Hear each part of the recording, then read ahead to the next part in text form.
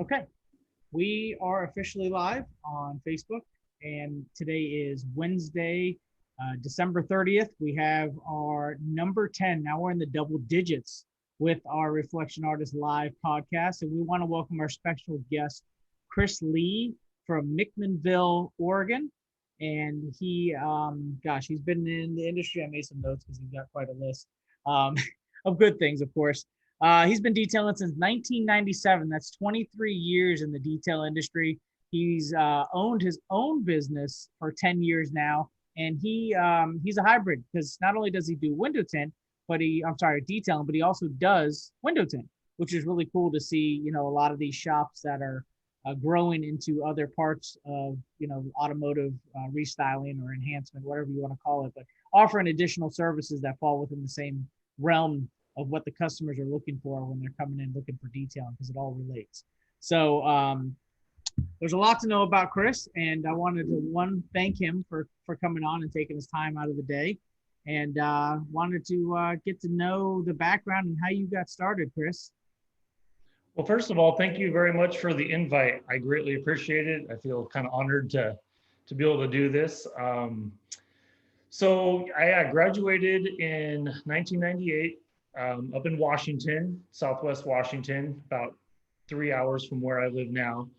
And kind of through high school, I worked at a grocery store, and the owner of the grocery store on the side would help me wash his truck and his wife's truck and some of the employees, just to get them done. And back then, we just grabbed the dish soap right off the shelf and grabbed some terry cloths and just rub it up dubbed and soaped everything up and hosed it all off and shot back and vacuumed everything and vacuumed the dash, drug the plastic all across, this and that. And he was like, okay, it looks great. I'll see you next week. And so I just kept doing it. And then I noticed growing up, I would always clean my mountain bike really good.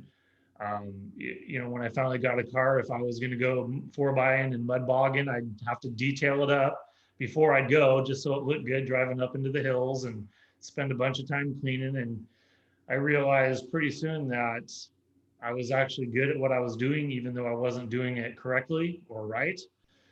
More and more neighbors and whatnot were asking me to clean stuff, probably just to give me some summer spending money. But And graduated high you still school. had a job still that you worked and did the detailing on the Yeah, side when you yeah. could. So, yeah, we were in a very, very small town up there, and there was just a little small grocery store. And so I mopped the floors and emptied trash cans, and customers would buy, grain and stuff for their animals, and I'd pack it out there. It was just a high school summer job. And And that being a small town, just to touch on that, from what I understand, you graduated with a class of 9. Is that I correct? did. I did. I Yeah, had 9 in my graduating class. We had 180 kids, kindergarten through senior, oh my goodness. in the same building. So the math teacher that taught kindergarten math was the same one. Next class would teach, calculus to the seniors. And so it was kind of, the bus driver was also the gym teacher, was also the athletics director, so it was one of those small town, everything's under one roof thing. And we had 6 feet of snow in the winter and whatnot. And so when I graduated high school, there's not a lot of work up there. You either have to be a logger or work for the Forest Service or something like that. And so I left and moved an hour south of Portland, where I had some other family where there were jobs and whatnot. And went into, for a year, I worked at a lumber mill. All the while I was cleaning cars for friends and family and whatnot. Again, not using the right products, the right techniques, but You're making learning. people happy though, right? The Exactly. results. Exactly. I'd spend 3 hours on it for $15. Yeah, that's great. Whatever. And pretty soon I figured out that I work better as a boss, not an employee. So I needed to make that jump, or else I was going to be one of those guys that job hopped my whole life. So I went to work as my own. I did not know how to run a business at all. I was screwing off most of the time. I hired people in the beginning with no experience. Why I goofed off all day long. I basically ran my first business kind of into the ground. It didn't turn out good. So I actually just got rid of that when I finally matured enough, and just dropped it all, sold everything. Then I went to work for a high-end paint and body shop up in Portland. So what I did was, with little to no experience at the time, they trained me. But if a car got T-boned and they repainted the front door, I needed to get it to match the back door as far as the texture, the orange peel, get out and wet sand any nubs out of it, make sure the mirror worked, make sure the door handles worked, all that stuff, kind of quality control. And so that's where I learned how to do paint correction. They taught me with a DeWalt buffer, wool pads, 6-inch pads and whatnot. And, I kind of learned that way.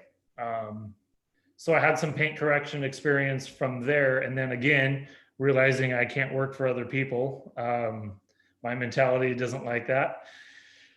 I finally said, I'm going to go out and do this job myself. So I cleared out my garage. I painted all the walls. I put in 35 LED light bulbs all over the walls, put in an air compressor, and went back to detailing out of my garage with no training. I learned as I went. What time frame? What year was this? This would have been around 05-ish, somewhere right in that ballpark. How old were you, roughly? Oh, you're going to make me do the math, huh? Yeah. That was 15 years ago, right? So 15 minus 26, 25, 27, somewhere right in that ballpark. And I learned. I talked to certain people, and I learned how, at the time, I used acid. I learned how to properly use it, where to use it, how to do it. I borrowed money from my grandma and grandpa for a carpet extractor because I knew doing it other ways wasn't the way I wanted to do it. And I just learned. The first car I did actually as my business, myself, really going for it. I did a F-350 4-door truck, a complete detail for $65. And it was the worst job ever. I mean, the customer was so unhappy. I had to do it the next day because they were used to somebody, who actually had years of experience and whatnot. And this is the 2005 timeframe where, I mean, expectations weren't nowhere near as high as what they are now. Right. Yeah, it was bad. It was bad. And I took it back the next day and tried it again. And they still weren't happy with it. I gave them back their $65, and I went home and I wrote down what it was they weren't happy with. And I started pounding pavement, talking to people, doing research, what needs to be done. I mean, there wasn't really. What weren't they happy with? Just, I wasn't getting the scratches out like they had hoped. I wasn't getting down inside the vents far enough. I just didn't have the proper equipment to do. I set the expectations too high.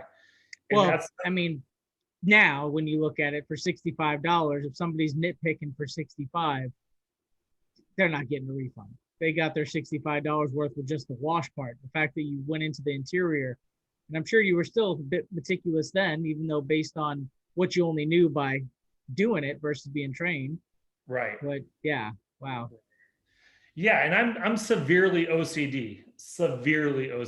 I mean, I have to have my bottles straight. I have to have my books by size. I have to have everything perfect. And so it's harder for me to detail because I can't let things go now. I've been to other shops and I look at other details and it works for them. Their customers are happy, but I look at jobs and I'm like, wow, I can't believe that. And that's one thing I have to work on now is I do too much as far as detailing and I'm not charging accordingly. So that, even 20 years later, that's something that, people that are watching this need to set the expectations accordingly, because it's really easy to go too much and forget that you're not charging for that. That's a huge gray area in our industry. That's an issue because it's like you build up to your craft where you're good enough, to do all these things that will meet or exceed their expectations, but you're still kind of questioning whether you should charge more because you want to gain the work, you want to get the work and close the job, and you feel that if you charge too much, that might take away from closing the job. So instead, you close the job and you do a little bit more, and now you're at a catch 22 of losing money because you have too much time into it. Exactly. Yeah. Yeah. And so I went back and I actually went to a junkyard and I took a Honda generator and my polishers and buffers and everything I had, and I went out to the junkyard for the day on an overcast day, and I just started going to town on hoods and fenders. I just said, okay, I'm going to burn the paint. I want to see what it's going to take. What do I have to do to burn the paint? So I know. Now I want to do this and then wipe it off with alcohol, see how I'm doing the swirls. I want to see and that was the smartest thing. And I would recommend that to anybody. Go buy a junky old hood.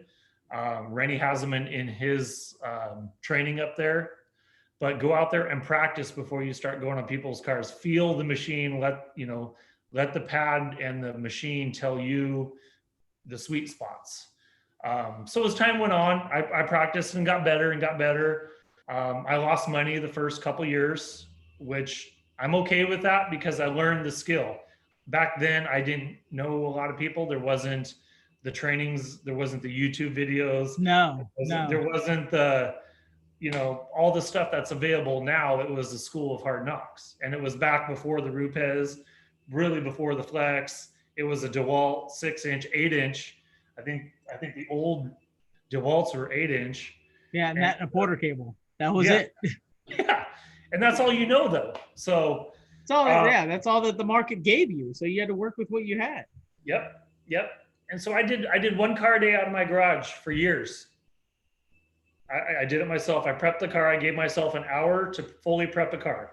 Tires, wheels, insides of wheels, wheel wells, door jams, water spot removal, dry it, everything, pull it in. I would do carpets and seats first with the carpet extractor. That way they could dry while I was doing the rest of the interior. I still didn't use steam, but I was a fan of compressed air.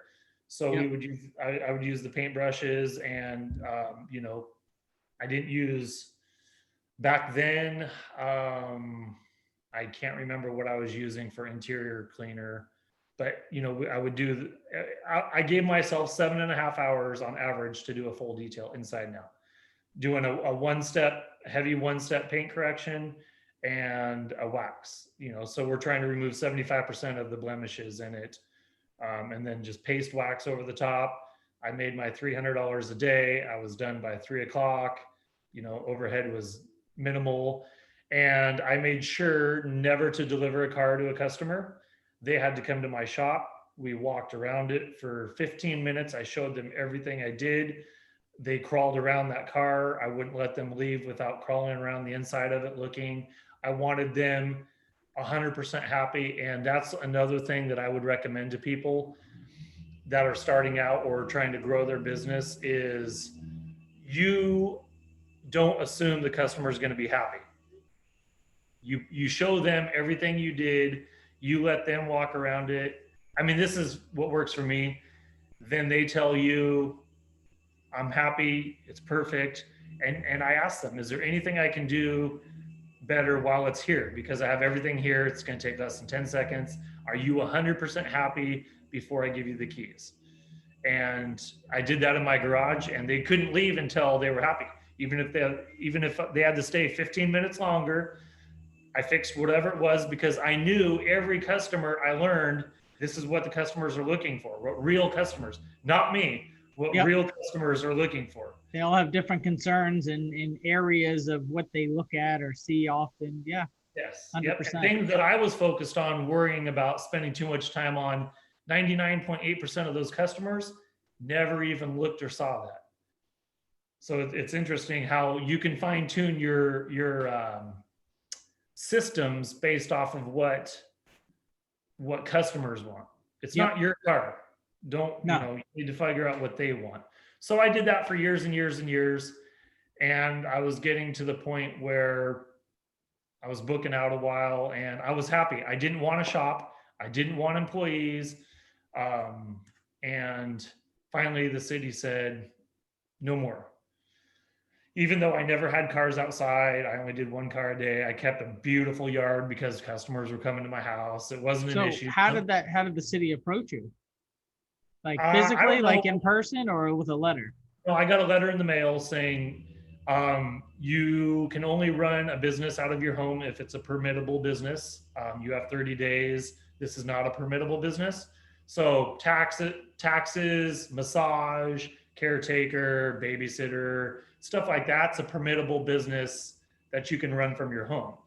Auto mechanicing, paint, body work, detailing, stuff like that is not a permittable business to run from your home.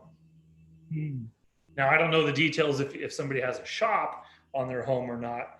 I was just like, oh crap, now what am I going to do? And I think that changes state to state, county to county. I mean, so there's never a rule of thumb to say. Yeah. And I probably pissed off a neighbor a time or two. I mean, I had that garage was so bright, you could land a 747, inside that thing and whatnot. And I had a 110-gallon air compressor that was in a soundproof room out back, but it was time. And so I was panicking because commercial real estate, there's no shops available or nothing like that. Well, a week later, the Ford dealership in town, who kind of gives me cars once in a while, their overflows, called me and says, hey, we'll give you 60 cars a month to detail. In exchange, give them to us at a discounted rate, and I'll lease you a bay out of our building for free. We'll pay for all the chemicals, all the water, all the power, everything. Just give us a good discount on all our cars. You can do your retails as long as we get 60 cars a month out of you for our cars. And I was like, man, that's awesome. Okay. So I had to hire a couple people and, just to focus on the dealership cars because they don't Yep. have to be great. So he actually gave me 2 bays, one to do the dealerships and one for me to do my retails. And that worked out really well.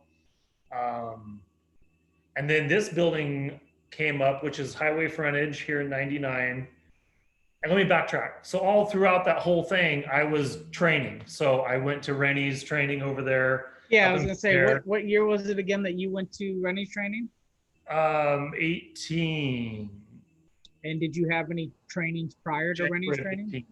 I didn't. I actually ran into Shane Mayfield. I met him in Central Oregon. We were on vacation, me and my wife, and my sunroof exploded. We don't know how. Oh, We're just driving down the highway. Everything's fine. No overpasses, no kids, no people. Sunroof on the Honda Pilot just blew up, just tatered. And called a detailer, Perfection Plus Auto Detail. This is Shane. I'm like, hey, buddy, I'm from McMinnville. I'm a detailer too. My sunroof blew up. Can I pay you to vacuum out my car so we can finish the weekend? Yeah. So I started talking to him, and he was a very, very helpful guy. Took care of it, didn't charge me. He's like, what do you do? Where's your shop? Blah, blah. He's like, man, we should hang out, talk and whatnot. And so we became good friends, and he helped me even before I was even interested in doing the Mafia thing or whatnot. He gave me guidance out of his own time and whatnot. And he actually talked me into learning how to do ceramic coatings. So I signed up with OptiCoat and learned how to. You weren't doing ceramic coatings up till introduction with Shane? Nope. I didn't want to because I worked out of my garage and it was so simple that I just had to detail a car and I made great money. Like I said, the overhead was so low that making $300 a day, 95% of it was pure profit. I wasn't looking to complicate things. I wasn't looking to add another shelf in my already too small garage. I wasn't looking to keep a car overnight and whatnot. I was happy with $300 a day. And I just wanted to be simple. Well, he talked me into learning how to do coatings and whatnot. And so I jumped onto that. And about that time, this building was starting to be built. And there was some tension going on at the Ford dealership because obviously I was focusing more on the expensive retails than I was on the dealership details. Were you still fulfilling the 60 car obligation, or was that the tension? Yeah, and the quality wasn't because I wasn't worried about the 60 cars. I was focusing on the retails and letting those guys do their thing. And so this building started to come up, and I could feel down the road that they were probably going to let me go from over there. Again, having a little problem with authority, them telling me my schedule. So Now, I did jumped. you still have clients, not to interrupt, but did you still have clients that preferred to come to your house versus going to the new location? They didn't care. They didn't Good. care as long as it was me doing the work. Gotcha. Because by now I've got the systems dialed in really well. Now I'm playing with at the time the Rupes. Now I've got better quality equipment, steamers, and I've got it down now. I mean, I'm 15, well, 18, 20 years into it now that I've got a system down to where, you know, I I would like to think based off of everything that my reputation is better than everybody else's in the area, just because my focuses were different. So to jump ahead a hair, I run a different detail shop than 95% of people. I am a lifestyle detailer, meaning, yes, I do this for a living, but I do not do this to be a millionaire, to grow, to have multiple locations, to have 10 employees, to retire filthy rich. That is not how I run my lifestyle. I live a comfortable life. I don't have any kids. I keep my life really simple, 100% debt free, other than our house. Me and my wife take on average 8 to 10 weeks off a year vacation time. Very nice. Um, I'm not saying that I'm nobody. I like money as much as the next person, but that is not my goal. I will not retire a multimillionaire or even a millionaire. I am good with that. I focus on auto detailing, ceramic coatings, and now jumping into the window tinting, and that's it. I don't want to do, I see a lot of detail shops running 10, 12 different projects out of their shops, and I see them as average, where I would rather, me myself would rather be the best at two or three things. And I'm good with that. So that's how I run my detail shop as a lifestyle. I could grow, I could be bigger. I don't want to buy $1 million building. I don't want to do all that. It's not my cup of tea, because then you lose the family time, you lose your vacation time. And you know as well as I do how quick time flies. Yeah, So 100% agree. I like we're, that though. I like your approach, and that means a lot because there's a lot of people out there that are chasing different goals that are wrapped around their daily routine of detailing, and everybody has a different why on why their hustle is so much with detailing. Whether it be just because they're a first-time business owner and they want to make it happen, they want to be successful, or the money, or the cars, the craft. You know what I mean? Chasing the shine. right. There's many different approaches to that, but I think the most organic one is what you just said, just the lifestyle aspect. Once you get comfortable with that, a lot of times the money starts to just come in. The clients just start to come in, and then you have It, to start making decisions based on how many employees you want. And then you're like, damn it, I wasn't going for this, but it came to yes. me anyways. Yes, you are 100% correct, and that's what happened. And there's, in my opinion, there's nothing wrong with people, and I'm not trying to say there is. There's nothing wrong with people that are chasing every dollar they can and want to grow. That's how businesses are built. That's how empires are built. And there are times when I wish I was like that, but that's just not my cup of tea for me. No, Uh, that's Chris Lee's vision, goals, and what he wants, not what yes, everybody else thinks it should have. And you're yes, right. So there's no, like, to your point, there's no shade being thrown on any other aspect of it. It's just your path and how yeah. you're doing it. Yep, and I have a friend that's a detailer in this town. I've known him forever.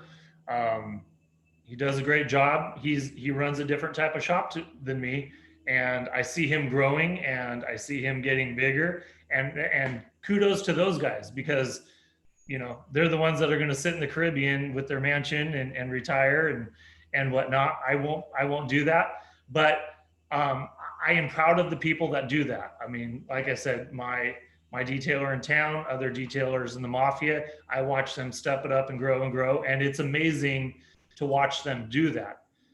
It's just not for me. So back to that point is this shop comes up. I still wanted to be in my house. I can't do it. Now I have to look at getting into a brand new building because that's the only thing that's available, commercial real estate, highway frontage. I wasn't going to do it. I was actually going to get out of detailing. I was just like, I'm going to go back to work for somebody else Monday through Friday. Just, I don't care even how much I make, just no stress. I fought it and fought it and fought it. And everybody said, do what you do. My wife said, I know you can't go to work for somebody else. If you pass up this opportunity, we're going to be worse off. So I talked to the landlord. So now I'm in a 2,000 square foot brand new shop with main highway frontage, brand new. It's a mess, but I got a nice office now. And so I jumped in here June, a year and a half ago. And I have 2 full-time employees now that I've trained. I prefer to hire people with no experience. That's a great move. I mean, because that way you're not untangling bad habits or watered down information. You're just able to cut to the chase of this is how we do it. This is how it's going to be done. And you haven't learned any other way. So it makes it easier just to show you. Yeah. There's no bad habits from that point. Yep. So yeah, right before we moved in here, I went to Mobile Tech Expo and met up with Shane down there. And he introduced me to Rennie, and Rennie looked at my website. He talked to Shane, he talked to me a little bit. And right there on the spot, he said, call my wife right now. Here's her number. You're getting in February's class, because MTE, I think, was January, the end of February. He's like, you don't really have a choice. You're coming in February. So right then and there, I signed up for his class. And I'm not going to lie, I went in there feeling a little puffed up because I've been doing it 20 years. I was maybe going to show these guys a thing or two, hey, I'll show you guys, what's going on and whatnot. And I'm sure you're not the first one that's gone in there with that mindset. They may not have physically been that way, but up here it was all like, all right, I'm gonna wait, wow, what? Do that again? Yeah, show me that again. I didn't know that one. Exactly. And I'm the first to admit I am very good at what I do as far as detailing cars.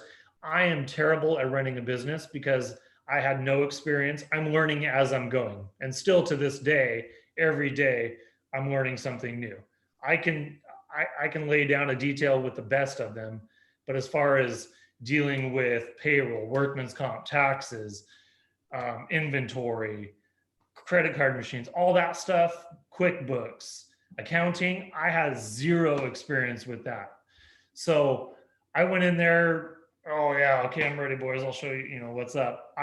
Going to Rennie's training was a game changer for me because everything that I was doing was right, but so inefficient and so out of whack that I was wasting massive amounts of time doing things. Their procedures and their systems were definitely helpful. I came back, got rid of 3/4 of my products, streamlined my processes, put lights in certain areas. So I trained with Rennie, came back here mid-build on the shop. I started adding things, switching things up in the shop, came back with tons new marketing ideas because now I'm stuck. I didn't want the shop. I didn't want to grow. Now I have to make the best of this. So when I got back from Rennie's training, me and my wife, we went to Palm Springs for 7 days, turned our phones off and just shut everything down. And I kind of regrouped. I'm like, okay, I don't want to do this, but I have to do it. So in 7 days, I'm going to be so pumped about doing this that it's gonna annoy everybody. And I'm sure coming from 7 days of being in Big Bear too, your wheels were just turning. So to be able to go sit and turn your phone off, it's still like, I got to get this down. I got to figure it out. Got to put a plan together. Yep. And that's what I did. And that was actually the week that I kind of lost the Ford account because I wasn't there and I didn't care at the time because I was jumping over to here. And so I came back ready to rock and roll. I built the shop out June 1st, 2019, 18, 19? Is it 19? We opened the shop. I have all my loyal customers, and the thing that sets us apart from other detail shops, not only in our town, but I would like to think, in the state, is our focus is on the quality, not the quantity. I could push out another car every day if I wanted to. I could make more money if I wanted to. I don't. I give each of my employees 8 hours to do a car. That's just it. And I charge accordingly now. I've managed to find the sweet spot. They get 8 hours a car. If it's a Ford Fiesta or an F-350 truck, for the most part, they get that time to do it. There's things that we just specialize in. We don't use tire dressings, which if anybody watching that's in the group knows that about me. I don't dress plastic. I don't dress wheel wells, door jambs, tires. Everything is hot steam only on interiors. We still use the extractor. Every car gets shampooed and steam cleaned, no matter what, even if it doesn't really need it, because I don't believe in just cleaning the top surface. I like to get down deep. We have 8 fans for each car, goes in there. They're 100% dry. We've got techniques to where the cars aren't really that wet with extractors. I've learned how to do that to where I can have the car dry in an hour. Even if I could prove it and pull up the carpet underneath. It's just we have those processes down. Most cars are getting 2-step results on their cars instead of 1-steps. But again, we're charging accordingly. We use 5-inch pads instead of 6-inch pads, which does take us a little longer, but I feel we have more control over it. Every car that gets dropped off, we do a walk around with the customer, point out everything. I ask them what they want. I don't try to play a salesman. First thing I ask them, how do you plan on maintaining your car? Do you go through the car washes? Yes. Then I base my detail off of that. Absolutely. It profiles the customer so you have a better understanding of their expectations. Exactly. Yeah. It's really easy to want to play salesman. Oh, you need to, should we add this? You should do this. You should do that. And I don't do that. I've had multiple people, and I'm by no means perfect, but I've had multiple people say it's nice to come to this shop and not be pushed or pressured into a ceramic coating. I don't even offer ceramic coatings that much. It's most ceramic coatings I do, they come to me. But my point is they're not getting pressured to buy this. Yeah, you're not when you're talking to them, you're going through a process of profiling the situation to tailor the services based on their needs to provide a solution to why they're at your front door. And that makes it not a sales pitch. But sometimes, and I found myself, I still have to mention that I'm not giving them a sales pitch, because sometimes I ask a series of questions and they're looking at me like, why are you asking all these questions? And it's like, I just got to get a better understanding of what you want, what you like, and what direction we want to go with services. Because I'm not going to throw a pitch at you that you need or have to have this. Right. So I agree with that process. Now, ceramic, on the other hand, not to dive into that and get too far off subject, but I look at it as the chemistry of what's relevant in the industry for protecting paint. So I mean, there's so many different levels of that, and there's so many different entry-level products that are ceramic based now that can replace some of the waxes and sealants to be more relevant. That way you're giving them a current formulation, but you're not taking away from your time of application. So that way the customer benefits from. You're right. You are correct. That is on my to-do list this year, is streamline the offering of a coatings. It's kind of weird, because I offer 3 different type of coatings. My staple is OptiCoat. And then I also use the SPS graphene, and then we use the Inspiration. But it's interesting how, as I've been doing coatings, all those friends of those customers will come and get their cars coated. Very nice. It almost advertises itself. Word of Uh, mouth.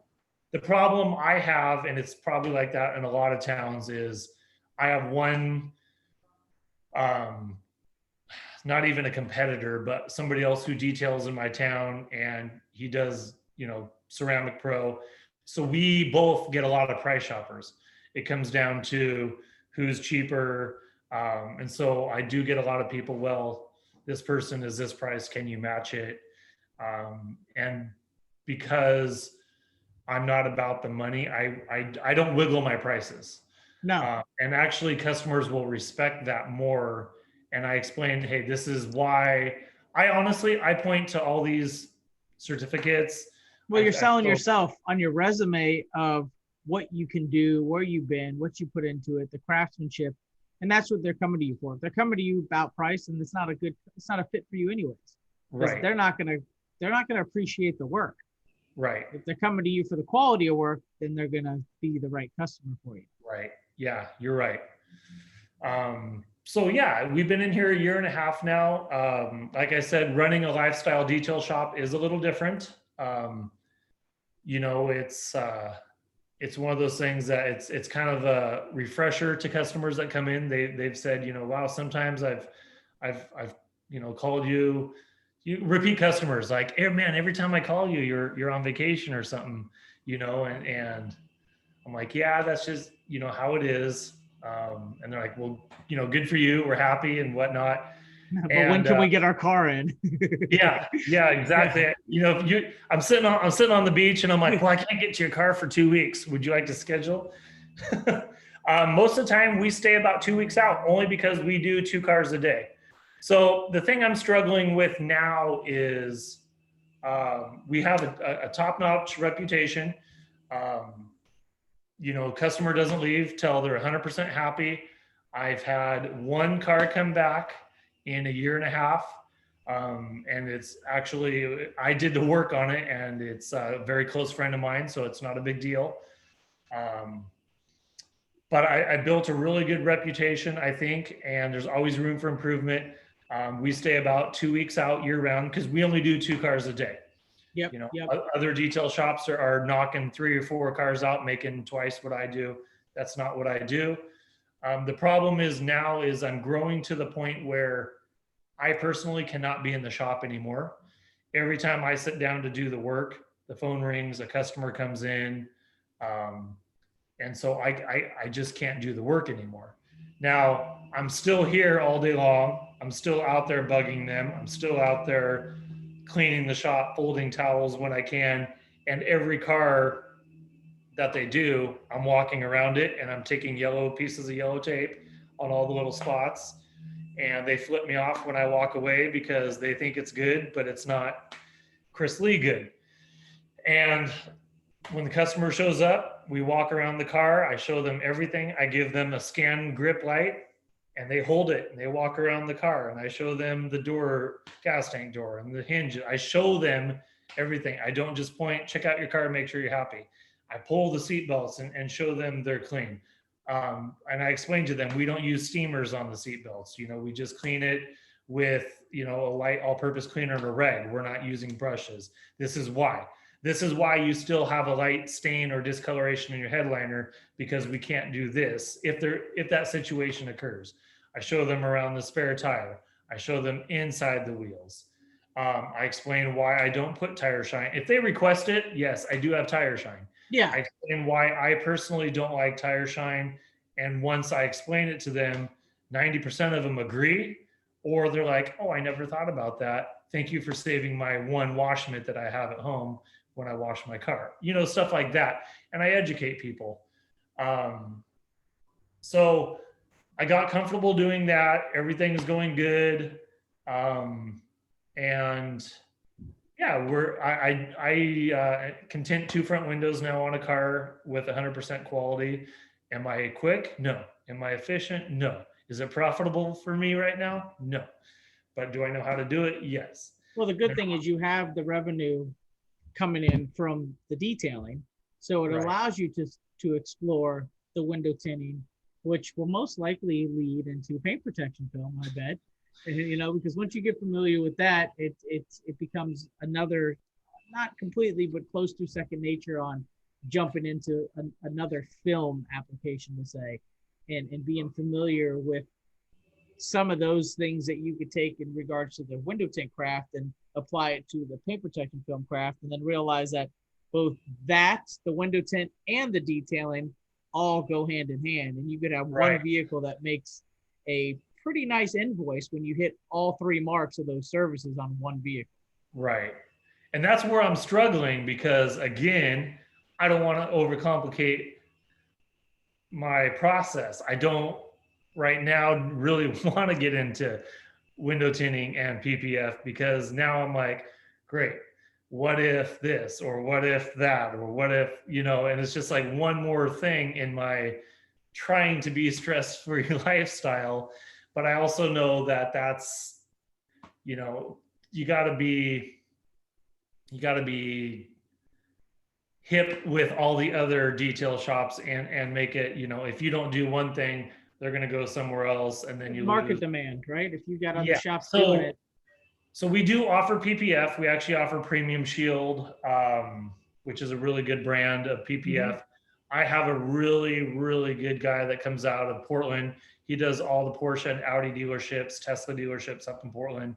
He will come out and do my PPF jobs for me. Very nice. So the customer is still getting that service.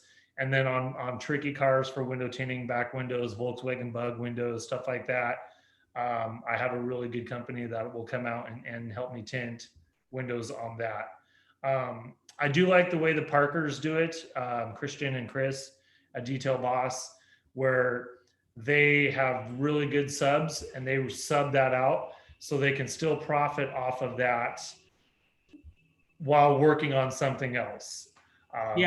If I have a PPF guy in the corner of the shop doing a $1,500–$1,600 ticket, and I can still make a $550 detail over here, and nobody's in each other's way, and nobody's moved off.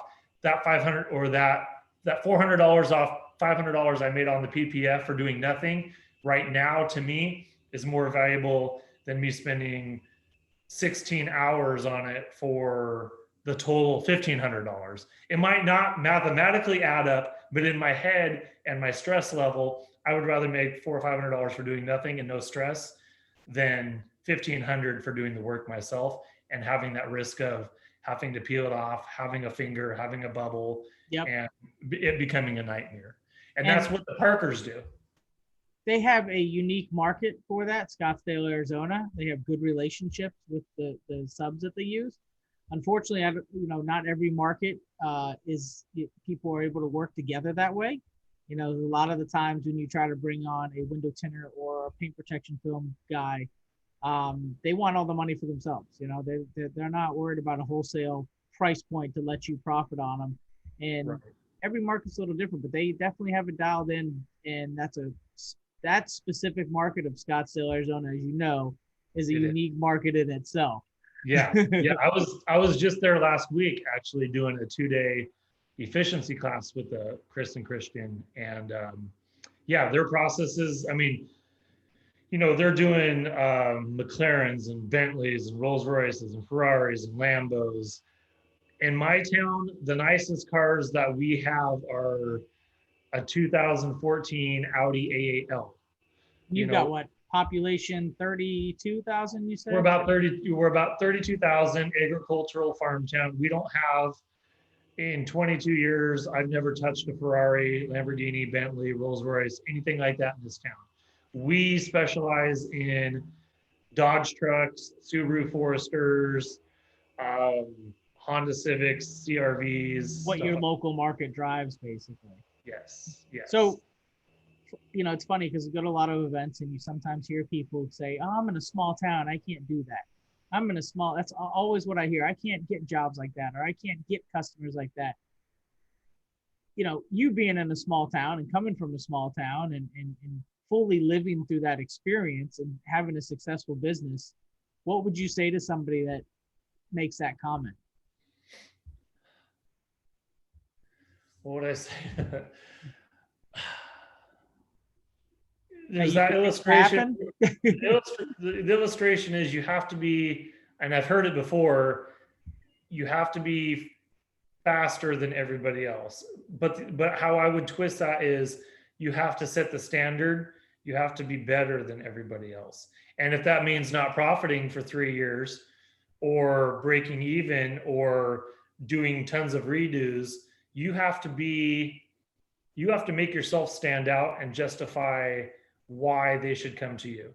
And it could be a million variables.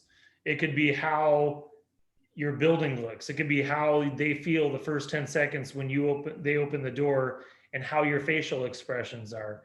It could be how good you detail the car, because we all know as detailers, it's a luxury expense. So 85% of the customers want the cheapest. It's not a necessity. If you're $10 more than the guy down the street, unless they're friends of yours, they're going to go down the street to save $10. They think you guys are all doing the exact same thing. So to me, it was personal appearance. It was not being a salesman, and it was letting the customer feel like they're not getting ripped off. And it's easy to do as a lifestyle detailer. It would be very hard to do if you're trying to make $1 million a year, because you want that sale. You want to upsell them on everything. You want to add this, you want to do that. And, I don't change my prices from the time they drop it off very often. I've heard horror stories. Oh, well, your car was $450 and they come to pick it up. Well, we found this and we did this. Now it's $525. Wow. I mean, I've heard mechanic shops doing that, but I don't recall hearing about detail shops. Usually that's a phone call being like, hey, we found this, it's going to be extra. Do you want us to move forward? But the fact that it should be, yeah. It should be. And yeah, so I think make your brand, and your brand will do it for you. I've cut way back on advertising. I don't do a lot of advertising at all. I just do my website, and I've got other detailers that do a lot of advertising, brand recognition. They do that. If you look at high-end places, boutique stores, high-end restaurants, their menus, their processes, their buildings, everything are simple. The nicer the restaurant, the less options you have, is what I have found. I don't have a detailing menu. I have basically 4 options. I offer interior only, and it's all or nothing, and exterior only. That can be broke down a little bit, or a complete detail. I don't do stage 1, stage 2, stage 3 express, and then, stage 1, stage 2, stage 3 for interior. And then I don't really do that. This is what you're getting, because you get your processes and systems down. It's great. If you give the customer so many options, they get confused, they get flustered, it's overwhelming. They're just going to go to the $12 car wash.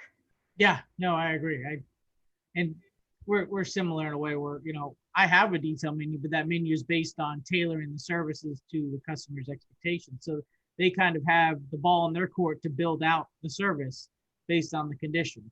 And of course, within means, if the customer has a vehicle that's hammered and they need a solid 1-step because they're requesting to remove swirls, but they don't want to go forward with that, then we just don't do business, because there's still integrity behind reputation, right? You're still signing off on that vehicle, your name and brand are on that. So now on the other hand, if, I recommend a 2-step, but they only want to do a 1-step, then I also let them know the pros and cons of that decision. But it leaves the ball in their court, because that's a decision that they made, and then we build on that. So it's very similar. That way, it's not confusing, because it allows me to do like what we talked about earlier, kind of profile that customer, understand their wants and needs, and then present them with only a few options, so it's not confusing. Yeah, mean, look at In-N-Out Burger. It's super, super famous. They have not even 10 things on their menu, basically. You know what I mean? And people, this is what you get. And the place is packed. Every time they open one up, there's a 4-hour wait forever. and it's super, super simple. And so, yeah, I run a really simple shop. I don't want to grow anymore. I don't want 3 or 4 employees right now. We don't just do car washes and dries for people. We will for coating customers, but as far as somebody coming in, hey, can you just wash and dry my car? I just don't do that. Usually they'll come back, they'll snivel, and then they come back and get their car hand waxed or Yep. polished out eventually. But yeah, it's I've been very thankful for guys like you that are in the group that I can call and ask. I bugged you 6 months ago about a process or a thing that you do at your shop outside for customers, and said, hey, can I steal your idea? And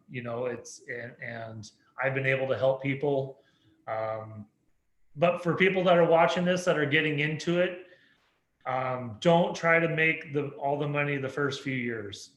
Get your quality down.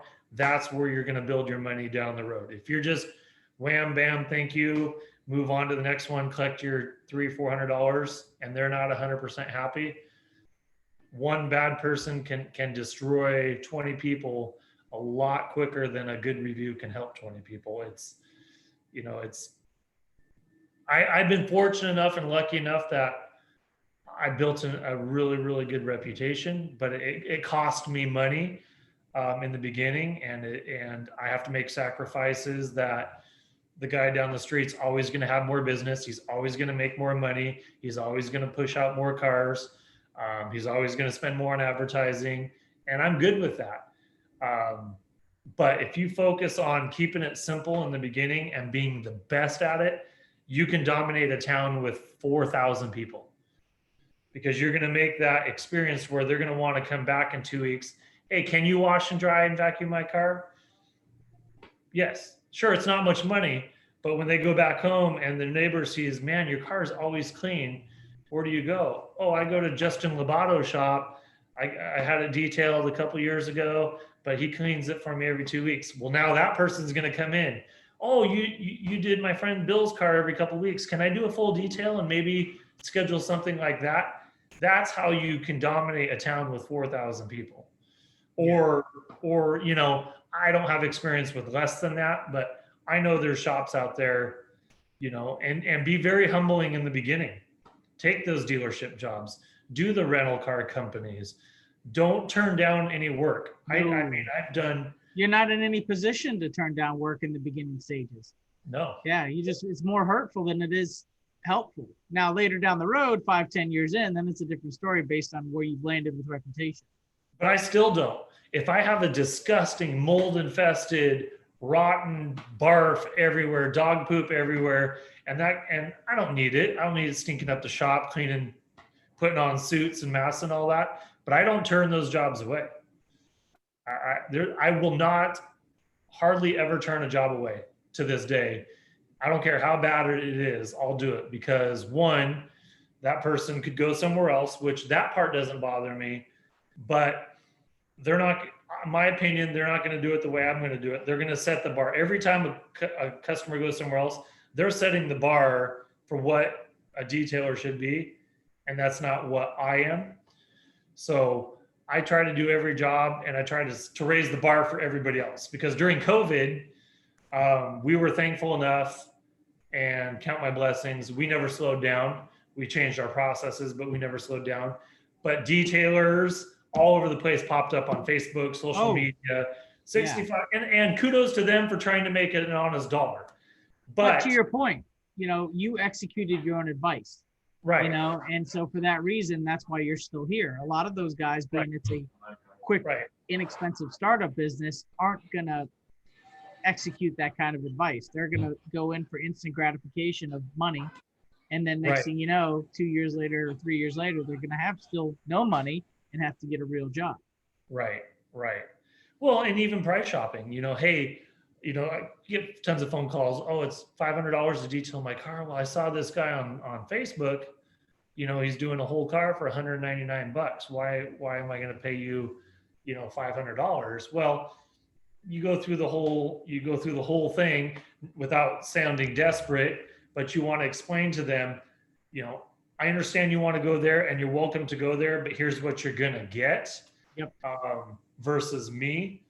And again, if you go to training and you're with the, excuse me, and you go with the IDA and whatnot, you point those things out to customers. Hey, I'm part of the IDA, a small group that's involved worldwide with maintaining reputation and safe business practices.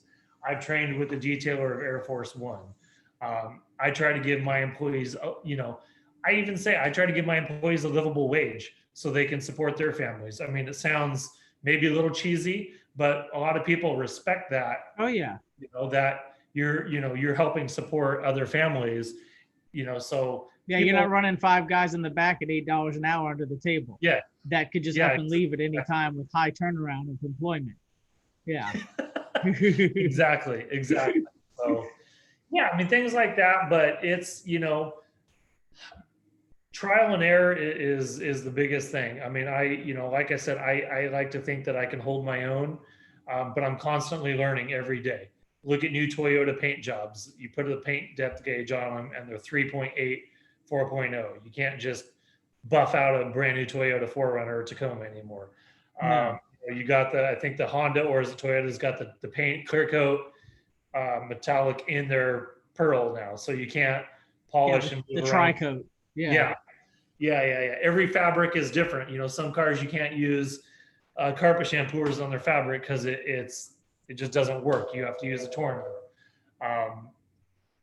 So there's lots to learn, and I'm still learning. But now I'm at the stage where, and I'm not even very old. I'm 41, but doing it so long, like my body hurts detailing a car. My knees are sore. So now I'm in the stage where I'm in the office. I make sure the quality control. I make sure they get a text message 2 days later saying, are you 100% happy with your car? Is there anything else? And I will ask them via text, what one thing can I do to improve? And I without bugging them, I say, please tell me one thing that I can do to improve, from start to finish. That's good to get that feedback. I do. And a lot of times it's nothing because they've never been to a detail shop. They don't, know. Or it's, I wish you would have answered your phone, but thank you for answering it after hours on your own time, at 8:00 at night. Thanks for calling me back. That kind of a thing. So, all I care about is the customer. If I'm not making as much, but the customer's happy, to me, that's worth it. There's still days when I feel like it wasn't worth it, but the customers are always 100% happy. And 2 weeks later, they sent me a customer who's dropping $2,200 on a OptiCoat ceramic coating and full paint correction because nice. There's things I do to a customer's car upon delivery that, is trade secrets to me that I'm just going to keep for myself. That I feel nobody else does. And those things you just have to kind of figure out for yourself what works. I get a lot of compliments on it, but it also costs me money every single car I do. And it costs me 10, 12 minutes a day for each of those cars that I'm not getting paid for, but it's the experience. Yeah. What I've learned most in the last 2 years being in this shop, it's the experience. If you have good competition, which I have good competition, it's the experience. It's all about dressing appropriately. It's about making sure your office smells good. It's about making sure your employees look good. It's about the sign out front. It's about every day I'm outside with the leaf blower blowing off my parking lot. It's all about the experience start to finish. It's about not pulling the car out in the rain and making them go out and look at it with the doors open. Yeah. Having it inside of the shop. It's about the second the customer shows up to get their car, one of my employees goes out. If it is outside in the summertime, they go out and start the car and turn the air conditioning on so their car is nice and cool when they get in it. The other way around, if it's cold outside and I have no room to leave it inside, the second I see them coming in, my employee walks to the side of the building where they can't be seen, starts the car, turns the heat on, turns the heated seat on. Their car is comfortable. when they get inside their car. It's little things like that that I don't know what my competition does, nor do I care. But that's what works for me. Yeah, that's a lot of great information in regards to that, creating an experience. And there's a lot to take from that. And you have your own. You have Oh, yeah. you have a thing that you do that I have never seen anybody do. And I was like, holy smokes, how cool is that? And you can say what you do if you want, but that to me is, and probably will be, something I initiate if we didn't have so much darn rain here. But it's an amazing idea, but that stuff sets you apart from other people. Yeah, it's what I call the red rope experience. And that's basically off Amazon, buying yourself some nice velvet red ropes, different links to, to accommodate the length of the vehicle, the backside, the front side, all that, but roping it off. And then when the customer's there for delivery, they see their vehicle outside in the sun with the roped off. And, it's a luxury status. It's a red carpet like, idea, and it works very well in that the whole idea of experience. And, just like everything that you're doing, or, these are little things that make a world of a difference to the customer and make a world of a difference in what your brand and company does versus the competitor. And Right. that's huge. And with where we're at right now, not to cut it short because I know we could keep going, but we're right up on the time frame for the podcast. So as far as, I know that you have a busy day as well, phone ringing, people in the office. So I'll let you get back to your day, and I appreciate you being on. But I got to say, Chris, anybody who was listening, Chris Lee, with the years of experience he has with detailing in general, being in business for 10 years and everything he's brought to the table, he does have a very unique approach. And it's a proven method that with being in a small populated area, you can still be successful at many different levels. It's your choice, it's your destiny. It's business. So, getting into the business, like Chris had mentioned, focus on your craft, but still do your homework on the business side. Because eventually that will flip. That will go from a detailer running a business to a businessman running a detail business. And that's that transition period. But at the beginning, to his point, you're gonna take some losses, you're gonna scrape your knees along the way, but it's a matter of just getting back up and continuing that path of your objective, of your goal. And there's a lot of little things in there, like he had mentioned about experience. And these are things, it's why we do this podcast, because there's little golden nuggets of information that somebody, all of a sudden, they could just be, listening, doing their thing with their AirPods on, polishing away. And then all of a sudden, what did he say? And those are the reasons why we do this. That way we can help better somebody else from those who've done it well. And thank you, Chris. I appreciate you being on, especially into our double digit now of episodes. So no, thank you very much, Justin. I feel honored and privileged. And to anybody that is listening, McMinnville Auto Detail is my business. My phone number, shoot me a shout, 503-437-4059. If anybody has any questions or wants any tips or anything at all that I can help out with, I'm happy to help you. There's things that I know not very much about, but there's a lot of things that I can help somebody that's starting out, because again, I learned kind of the harder way, trial and error. So if I can help anybody, I'm here for you guys anytime. But Justin, thank you very, very much. It means a lot to me that you and Clint reached out to me. Our shop is 100% exclusive buff and shine. We use mostly 5-inch blueberries, burgundies, awesome. Salt and pepper. I mean, we have all those right now. Clint's actually coming out to our shop from Buff and Shine in a couple weeks. We're going to do a full 1-day training for my employees to utilize some of the other pads and whatnot. But no, thank you from the bottom of my heart. I appreciate it. And yeah. Cool. Well, thank you, Chris. Likewise. And Happy New Year. Happy New Year to everybody who's watched. And again, thank you for watching another podcast for the Reflection Artist Live. Everybody take care. And Chris, we'll link up at a later date. Thank you. Thank you, guys. Have a good day.